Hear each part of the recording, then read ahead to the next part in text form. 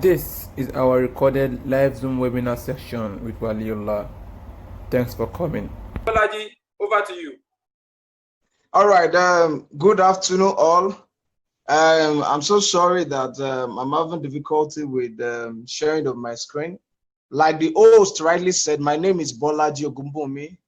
I'm an HSC professional, and it's almost a decade practicing. So it's really a privilege for me to be speaking to every one of us today on the topic acid reporting, investigation, and evaluation. I'm sorry if I'm not really sharing my profile, but for some of us that care to view my profile, you can go on LinkedIn and search for my name, Bolaji Ogunbunmi. I see some of the informations about me. Mr. Bolaji, please, can you let us, yes? Even though we can't see the screen, can we let us see you so that okay. the communication will be better? So, I'm not all right. All right. So, just make your video clear. Yeah, very good. Yeah, so can you also me? All right. So basically, I guess one of the reasons why I can't share it is because maybe the MS Word, because it can actually display all the documents on my internal storage, but it's not displaying the particular PowerPoint. You understand? Maybe I have to make use of a slide share instead of Microsoft PowerPoint, I guess. I don't know. But I can see other document, but not storage device. So for some of us that want to know more about it, you can actually check my profile on LinkedIn. So as I have it on my slides here, it's rather unfortunate that I cannot share, but immediately after this section, so I'm going to share it with the host, and maybe he can actually share it from its own end there. So the content of this presentation, accident reporting, investigation, and evaluation. So to start with, what is accident? And what is incident? For some of us that are not HSC professionals, we may not be able to distinguish between incident and accident. Not all accidents are incidents, which means incident is in code is an unplanned or undesired event. Hello? That may or may not cause heart damage. Hello? Hello? You can continue. We can hear you. All right. Okay, all right. So it's an unplanned, undesired event that may or may not cause adverse effect or injury to people or property damage. Incident means it can actually cause adverse effect to people, and it may not. But anyone that results to causing injury or adverse effect to people or death is referred to as accident or property damage. So that is referred to what as accident. And like I rightly said earlier, it's an emergency, it's an unplanned event, something you don't plan for. So it means all accidents or incidents, most times it's something we don't plan for, which means we need to have a well-documented or intuition to be able to tell us that what we're about to commence, it can either cause injury or harm to us before we even commence such things. Because near miss is also an example of an incident. So near miss is an event that almost results in injury, death, or damage, but it does not result into it. That means it's a warning sign that an incident is likely to occur. So for some of us, the HSC professionals, we have safety pyramid that shows when an incident or when near miss, unsafe act, unsafe condition, they get to a certain number, it means we are expecting accident to happen in such organization. So what are the causes of accidents? we can trace some to direct cause and some to indirect causes. And when we are talking about direct causes, these ones are things that occur or that we do as a result of some of maybe probably unsafe act or unsafe condition. Something we do that we do in an unsafe manner, or a condition whereby it's not a palatable condition whereby you find yourself. For example, let me make an example of a road, maybe a road accident.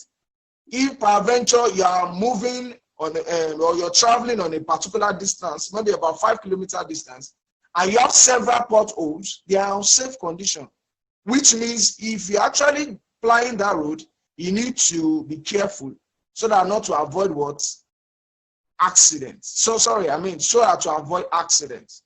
So what are the causes? There are a lot of things that causes accidents. One, it can be a systemic failure. Most times that has to do with management. If there is a fault in system or procedures. Another thing is environment, and that environmental factor might be natural or man-made. What I mean by natural is what we know as act of God. A situation whereby there is maybe lightning, and it actually destroyed some electrical components in the house. Or peradventure, there's no arrestor. So there is no arrestor in the house, lightning arrestor. So it can actually lead to causing property damage in that particular building. So another one is equipment. If there is error in design of a particular equipment, or you have been using an equipment for a very long duration of time, and you don't do what we know as routine maintenance. Routine maintenance, because most of this equipment comes with a manual that gives us instruction that whenever you want to make use of a particular equipment or this particular equipment, ensure that every 3 months it is serviced. You understand? So, but some of us neglect that part of the information because we feel it's serving us well, so it's not really needed for us to carry out routine maintenance. And the last but not the least is human behavior. Like I said, for example, there are things that some of us do that are very dangerous and risky. For example, one of my sites, maybe 2 years or 3 years ago, I saw a particular person walking on a roof, about 6 to 7 meters height. And the guy did not use fall arrest system. The scaffold that he was using was unsafe scaffold. And when I engaged him and asked him, why are you working in such manner? He told me that I've been working like this for the past 10 years and nothing ever happened to me. Because that's complacency has set in. Why? Because he feels that, no, this is what I've been doing for the past 10 years. I've never for once injured. But the fact that you have been lucky 10 or 20 times doing something unsafe doesn't mean the 11th or 12th time you're going to do it and you go scot-free.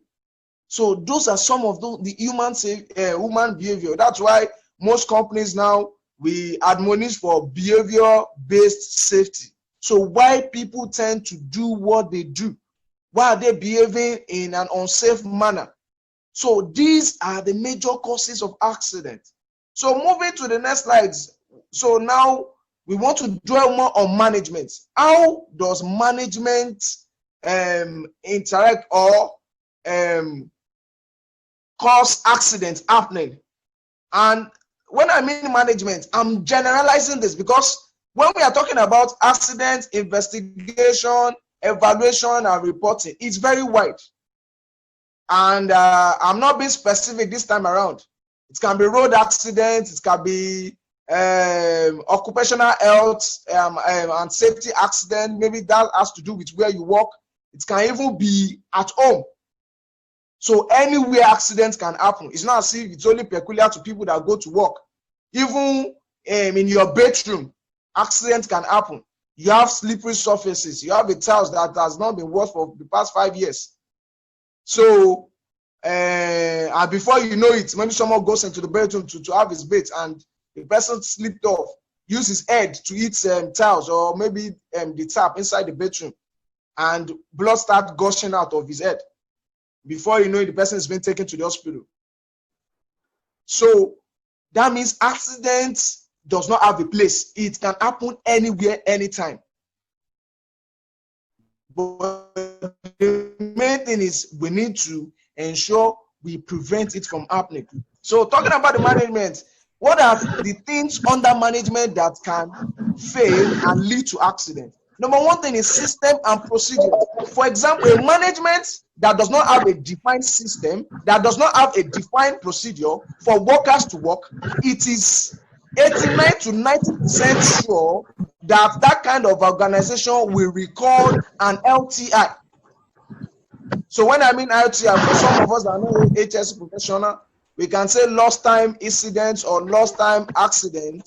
You understand? It's an accident whereby a worker, maybe that resume.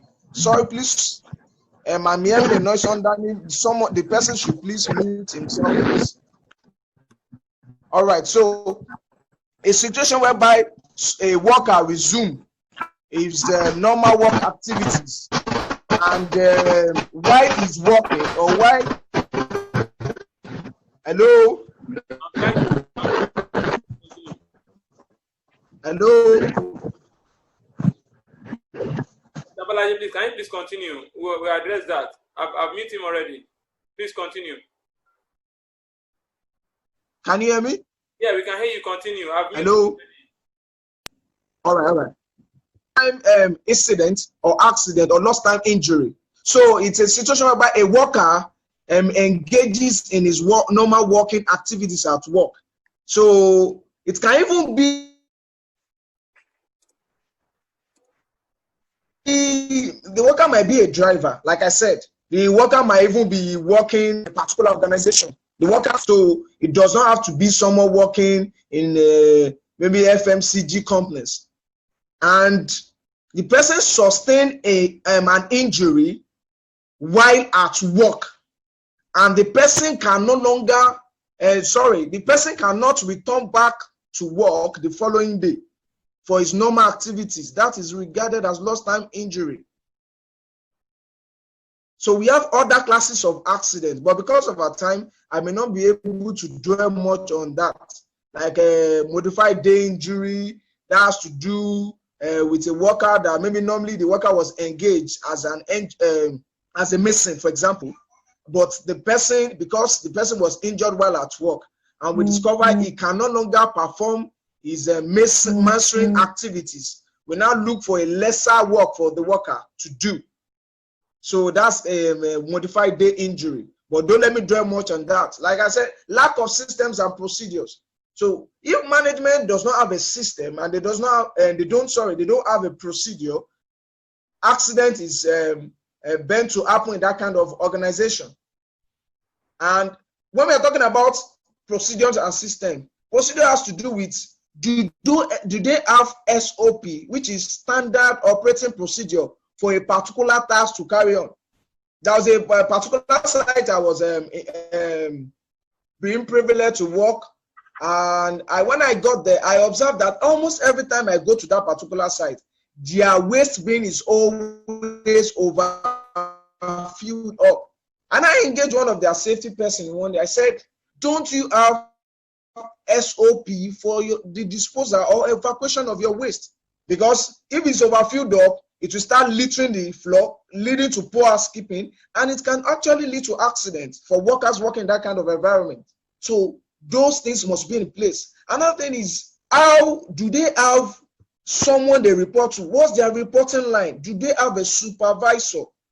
Before any task commence, I'm still talking about management, and this is not limited to organizations alone. It's even up to the government. Look at a lot of road accidents from statistics. A lot of road accidents after investigation, that is for those that they investigate, is as a result of bad roads. Some of them too, it's from us. Why? Maybe we don't obey traffic laws, speed limits. Some of us we run on the road and we fly on the road as if when they tell you, oh, it's 50 kilometers per hour, some of us go as long as 100 kilometers per hour. So at the end of the day, when accident happen, it's not about the bad roads alone. You also contributed to it. So then inadequate communication. So what is the communication line? If something happened in a particular place, how do you communicate? Maybe unsafe, you observe that unsafe act or unsafe condition has been reoccurring. Is there a line of communication to communicate with it, whether the safety manager or the safety officer in charge? Do they have that template in place? Or is it that when you see unsafe act or unsafe condition, there's no line of reporting? You just take your eyes away and move on with your life. It's not my business. It's the responsibility of the management to ensure the plant is safe.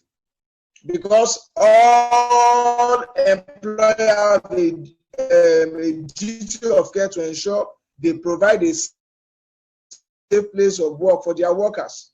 Then another one on the emphasis on is, do they have safety programs of government? Again, Federal Road Safety, FRSC, Federal Road Safety Commission. So do they have safety programs in place for all drivers, for all motorists?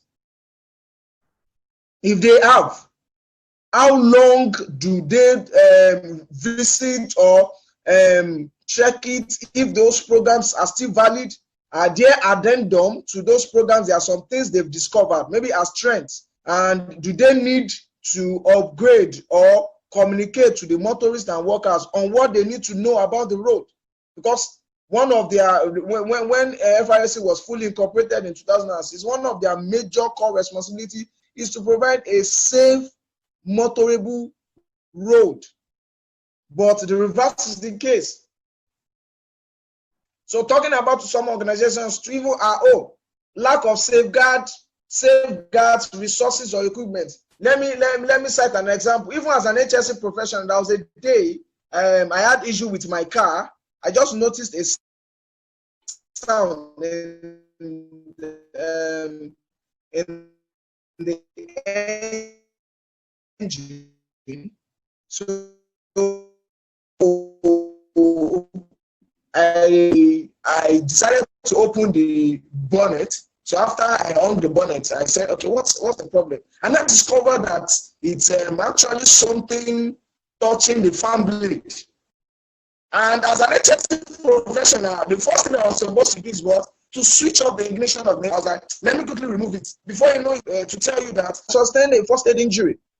So what are those things? And we, the workers, or as individual, wherever we are, do we take all necessary safety precautions? All right, moving down to environment. So under environment, as a cause of accident, what are the things we need to observe or consider the environment? We need to consider the physical, the chemical, and biological. There are a lot of people, starting with biological hazards. A lot of people have sustained injury as a result of biological accidents. While maybe in the hospital, even at home, even in your place of work, some of us that practice agriculture, some of us have been exposed to bites from reptiles, snakes. Some of us even have had contact with microorganisms. So, and before you know it, the person person had contact with microorganisms that can actually cause a particular disease, maybe an ailment that drug can not even cure. So those are some of the things under biological, some of the hazards, or some of the hazards that causes accident. And under physical, I'll just mention two: lightning and temperature. And why I'm mentioning lightning, because there are some codes that I have maybe at the end of my presentation that has to do with all accidents can be prevented if risk assessments are well implemented, if risk assessments are adequate and well implemented, except for natural occurrence, which has to do with what? Act of God, like we said. So temperature. You want to work in a particular environment. Some of us that are privileged to work in oven, maybe some of us that bakes. What's the temperature? Is there SOP for you to work in that particular environment? Even some of the cold regions, the cold rooms, or some cold rooms that we work in, is there a SOP for us to work in there? Do you have permit to work in there? Actually, those are controls, but I'm just saying that for you to know there are some safety measures, risk assessment. If they are not implemented, it can actually lead to accident. If you work under high temperature or in a temperate environment for a very long time, it will lead to dehydration. And the person is dehydrated and the person is not hydrated, does not have enough fluid in his system, the person might collapse. And before you know it, they start saying, permit me to say it in Yoruba, Owaye. It's not Owaye. A lot of things happen to us as a result of our own negligence and as a result of systemic failure, as a result of a management not doing the right thing, as a result of our government not putting health and safety measures in place. All right, let's move to our design and equipment. Is there a proper workplace layout? Like some of us, if you know the principle of ergonomics, which says don't suit the worker to the work, but suit the work to the worker, which means any work to be done by any worker at all, it must be ergonomically fitted to the worker. Not that a driver that drives long distance journey, you now have a backrest. Let me say the chair is sitting on. That the chair is sitting on does not have adequate cushion for him to drive for a very long period of time. Before you know it, the person will sustain low back injury, start feeling back pains. Is there a proper workplace layout? The sitting arrangement, is it okay? Is it ergonomically fit? The designs of the tools and equipment, does it fit the person that is using it? There's a saying for we, the HRC professional, says, ensure that you use the right tool or the equipment for the right task. Don't use wrong tools for the wrong task. Some of us, even at home, we use wrong tools for the wrong task. For example, maybe you have a 3-mount socket at home, but you have a 2-pin charger, and you need to plug in a 2-pin charger. What we do most times is we don't even care if it's a metallic object. We just place it into, we plug it into the 3rd pin of the socket to plug in our plug into the 3-mount socket, and that's actually dangerous. From there, you can be electrocuted. There can be electric shock. So they should using the right tools for the right task.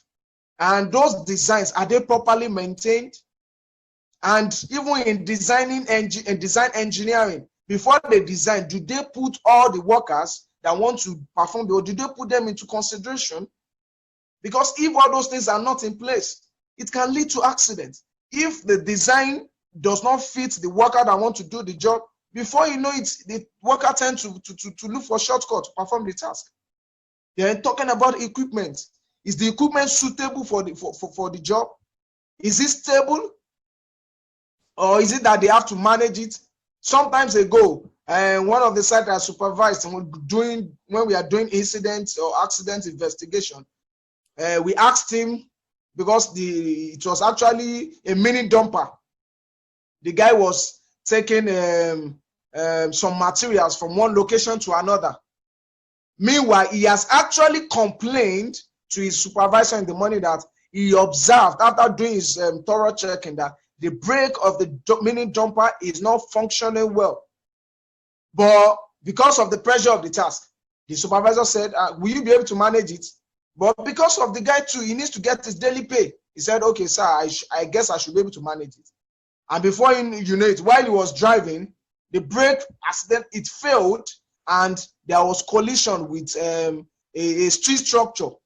But thank God that it was only the dumper that was damaged, but it was actually an accident too, because it involves property damage. But the driver was not injured. So, but why is it suitable at that moment? It's not. The dumper was about to drive was not good after you've even done the check, but you go ahead and use it. Then, do we have adequate guarding for our equipment? Do you have man-machine separation? For some of us that work where we have rotating parts, to avoid drawing, to avoid pinch points, and the likes. So economics, accessibility, the equipment, is it accessible, or you have to maneuver your way to get there? So those are those things that those are the hazards that leads to accidents. So moving down straight to human behavior. So how do we cause accident ourselves? When we are doing analysis the right time and the last time, majority of accidents, apart from systemic failure, when we do our root cause analysis after incident investigation, is as a result of majority of unsafe acts from workers themselves. Omission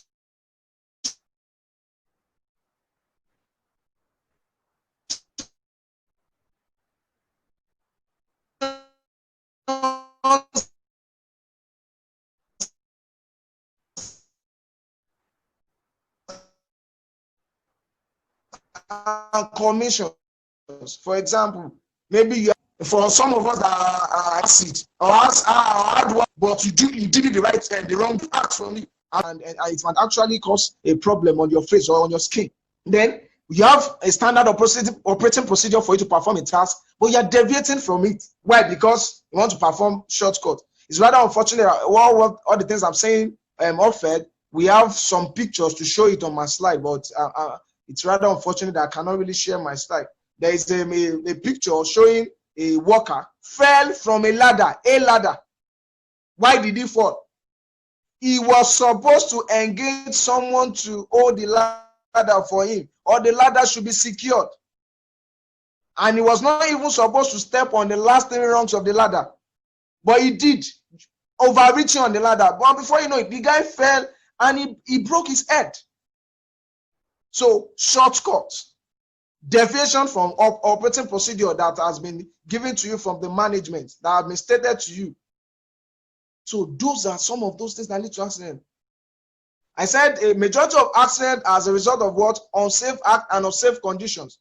And I've told you all those causes and those that fall in the category of the causes of accident, which has to do with environment. I spoke about environment. I spoke about human behavior. I spoke about design and equipment. I spoke about management. So what are the safety pyramid I want us to consider? For 10,000 unsafe behavior or hazards that are not reported, or that are reported and not investigated, it will give you what? About 1,000 near misses. And for every 1,000 near misses, you will have what? 100 medical incidents or accidents. What are the medical accidents? For example, first aid injury, maybe modified day injury. You can still go about with your work, but you cannot do what you are engaged for initially.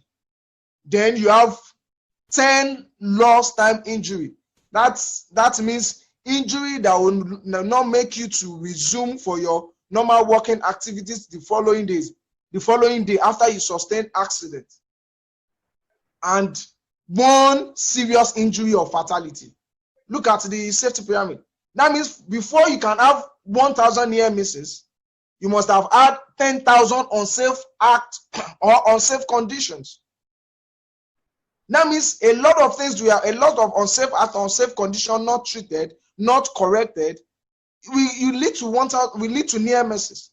And near misses not investigated again and not corrected, and for you to come up with precautionary measures to ensure that doesn't reoccur again, will lead to medical incidents. And medical incidents too not properly taken will lead to lost time injury.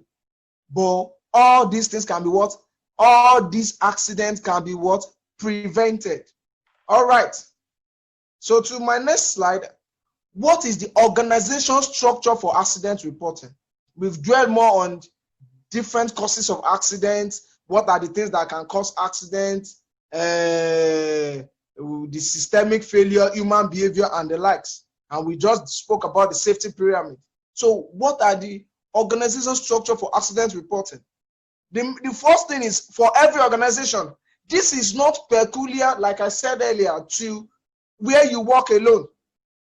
It's peculiar to even the government, because now I'm choosing the government as an organization, as an entity too, because they have the duty of care to ensure that we have safer roads. They have the duty of care to ensure that we don't have unsafe conditions on our roads, so we don't have potholes on our roads.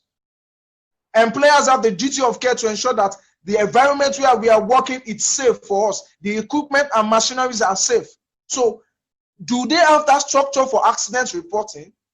When I mean, they don't even have structure for incident reporting, for you to report whether unsafe act, unsafe condition, near misses. So what are the structure to be put in place? The first thing is, you need to implement effective and reliable methods of communication throughout your facilities. And you need to know the kind of communication that suits your own organization. The fact that maybe in my own organization, we communicate verbally or via emails or via remote or video calling doesn't mean you can also adopt that in your own organization. But you need to implement an effective and reliable methods of communication throughout your facilities, the one that suits your organization. So the organization for accident reporting, number 2, is create contingency plan that covers what to do. If your line of reporting, maybe your direct supervisor that you're supposed to report to, if he or she is not available, who is the next person you need to report to? Maybe you observe there's an unsafe act or unsafe condition. Or if primary communication channel fails, what are you going to do? That must be established. All organizations must have a structure for reporting accidents. And the last but not the least on the organization structure is train all your employees to properly report all incidents. When I mean incidents and near misses, I mean even with your unsafe act, unsafe condition, near miss incidents, first aid injury, modified day injury, all dangerous occurrences. Though there are some incidents or accidents that you must, there is a statutory requirement that you must report by law. Thank God that Nigeria has also signed treaties into ILO. So now means we also under ILO. The things that covers all those European countries also covers us in Nigeria. And to the glory of God, our Minister of Labor signed it. So now we don't have any excuse. So all organizations must have a structure for reporting accidents.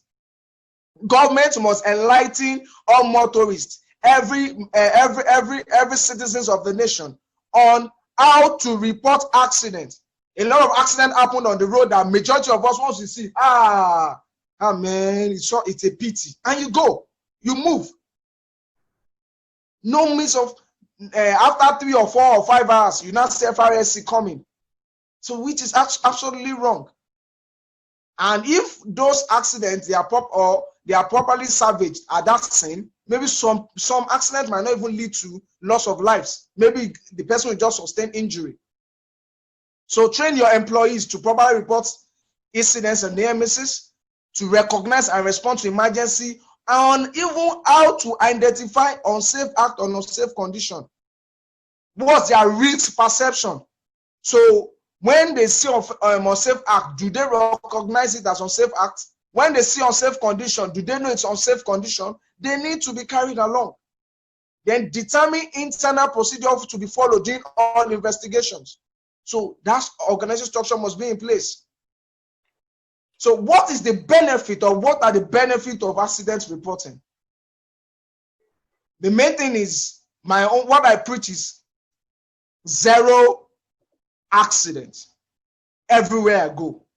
But if accident or incidents happen, what are the benefits of you reporting? The funniest thing is a lot of workers, they find it difficult, or they don't want to report accident. Why? They are afraid not to be blamed because of blame culture, blame game. But the main thing is, once an accident is reported, you'll be able to find the cause. What caused the accident? Another thing is to prevent similar accidents from reoccurring. I observed that a lot of accidents happening in our workplaces, on roads. A lot of lesson learned were not picked because similar things happen. Look at our haulage trucks that transport PMS, diesel, let me say flammable substances from one point to another. A good number of accidents has happened as a result of transportation, and the lesson learned were not picked. Were they even properly investigated? Was it communicated to the people involved? Was it even communicated to the masses? Because they have that duty of care too. They have that responsibility to ensure that all those they need to be communicated to us. I believe the other speaker will be able to enlighten us more on legal compliance and all. So another benefit is to protect company interest. If there's a particular company, when it comes to contractor management, what I do most times, because it comes before you select a contractor to even give them contract, the first thing is contractor selection. Check their documentations, check their records for the past 5, 6, or 7 or 10 years. Do they have record of accidents? Do they have record of increased premiums? Do they have a record of legal issues before you even give them a contract? But once they don't have the record, you'll be able to give them the contract. Why? Because they've upheld their system in high esteem to ensure that they don't have accidents in their organization. Another benefit is it saves lives and money. Because how does it save lives and money? Because by investigating all incidents in your organization, it helps you to save what? Lives. People will not die as a result of that accident. People will not sustain injury again, or it will not reoccur again. Even a minor accident, as small as it is called, a near-miss or first aid injury, because it will risk and hazard to know this is accident in waiting. Then another benefit is we investigate accident in order to pinpoint the root causes. A lot of accidents are being investigated on the surface. We don't even know the root cause. It's a pity this how can I put it? The presentation is something it's not something we can do within the next 2 hours. But now I'm being signaled by the host that I have less than 10 minutes, so let me wrap up with some things. But I'll share the slide for a good number of us. So when should we investigate? When should we investigate accidents? We need to investigate accidents when should we investigate? Don't investigate when accidents happen in your organization. Investigate right from when you are seeing unsafe acts, you are seeing unsafe conditions, you are seeing near misses, you are recording near misses. Maybe you have, for organizations that have risk register, you are seeing minor injuries, you are recording minor injuries, you are recording reportable injury, you are recording lost time injury, even before fatality. You need to investigate them. So you need to investigate even when you are observing or recording unsafe act. Benefits of investigation and analyzing incident. When you investigate accidents, it helps you identify the unsafe conditions and behavior. It helps you identify organizational changes. What needs to be changed in the organization? Maybe peradventure something has been ongoing for a very long time. That has been a structure. But in your own, after you have done risk assessment, you believe that equipment, let me make an equipment for an example, needs to be operated in that manner. You've done risk assessment, has been communicated to the workers. The workers have been following it, but suddenly something happened, maybe a minor injury or minor cut, someone sustained a minor cut. That means you need to revisit the design. We need to revisit it. Maybe something has changed. or maybe the layout of the company has changed. Providing another benefit is providing constructive feedback. When you investigate accident, it gives you what you provide. It gives you room for constructive feedback. It helps you to reinforce best practices. It helps you to reduce future incidents. It helps you to prioritize safety and well-being of everyone in your organization. So what is accident response procedure? The first thing that happens when accident happens, the first thing you need to do is secure the area to prevent further injury or disruption of your evidence. That should be the first thing you should do. Secure the area. I've seen a lot of times whereby road safety, or because they're also safety professionals, they'll come to investigate a particular accident. There's nothing, you won't see any means of them securing the area. No caution tape, no hazard tape, no any means of communication. You now see people jump parking, coming to where they are carrying out their investigation. They won't be able to even get enough information. Control or eliminate hazard created in incident. If it is possible, what actually led to that incident or accident, let it be eliminated immediately. Then you can now do your root cause. When you can now go ahead with your root cause analysis to ensure you find out the root cause.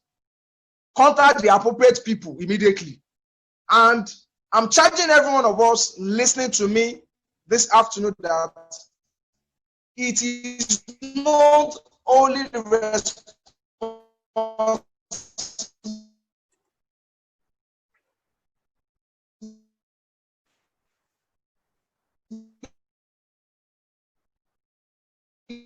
of HSC professionals, is not only the road safety corps to what? Ensure that you report to them preserving subsequent investigation, take photographs, then investigation structure. More you need to know: investigation guidelines, proper interview techniques, person focused versus system focused investigation, accident setup, investigation team selection and guidelines. Then evaluate your accident. Seek to identify all root causes of the accident. Identify any possible contributing factors. Determine action to eliminate all causes. Then, when you want to carry out your accident investigation, we have what we know as Ishikawa fishbone diagram, and we have what we know as 5 whys method. You can adopt any of these methods. Because of our time, we're not able to dwell more in that. Then follow up your recommendation for corrective actions to address each root cause that was identified in the analysis. So your recommendation should address the root cause. Let me share, lastly, before I conclude, let me share an accident investigation report for you. On 23rd of June 2018, Saturday, a worker was actually installing a mechanical stopper inside a manhole. Inside a manhole in a confined space. It was found that the man collapsed in the bottom of the sewerage manhole, which is under construction. So the late Mr. Jonah had entered the manhole to install a mechanical stopper inside the manhole. As he reached the base, he felt difficulty in breathing and immediately tried to go out of the manhole while ascending the ladder.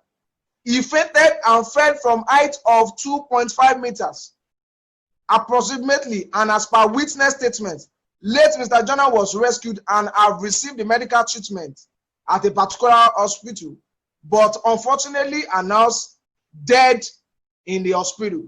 So that is the description of the accident. So moving to the root cause and the contributing cause. The contributing causes from the accident investigation, for some of us that may want to carry out accident investigation, the contributing causes, the immediate causes were unsafe condition and unsafe act. Working inside confined space without ensuring safety precautionary measures. For working inside confined space, there are a lot of safe precautionary measures that should have been done. For example, confined space tests should have been done. A permit to work system must be in place, and the likes. Unsafe act, working inside confined space without required rescue and emergency equipment required for confined space entry and works. The underlying causes were permit to work not obtained, root cause, inadequate communication and consultation, poor job planning, inadequate supervision, then behavioral-based safety. A lot of lessons learned were shared, but because of the time, just let me move straight to my summary and I conclude. Thank you all for listening. Incidents that can occur due to unsafe acts, unsafe conditions, or organizational failures. Investigating even the most minor accidents, near misses, or unsafe behaviors can lead to prevention of more serious and costly accidents. Always look for and address what? Root causes. Make use of methods such as the 5 whys method and Ishikawa diagrams for your accident investigation. And then always document and report all incidents. In conclusion, if safety is expensive, try accident. Then you will discover it is much more expensive. All accidents can be prevented when risk assessment is done adequately and implemented except for natural occurrences. And lastly, proactive system foresee areas that could lead to future accidents, while reactive system will wait till accident happen. Those were my thoughts for concluding for this presentation. So thank you very much for listening. All right, over to you, Wali. Yes, thank you, Mr. Ogunbunmi Bolaji. Really appreciate. I know this topic is not a topic that we can discuss in a day. It's very wide and well encompassing. But all the same, you tried your best to nail at the most important point. The most important part is the passion of the way you presented to it. It shows that you are really passionate about it. And when you look at the issue of accident in recent times, people don't understand the underlying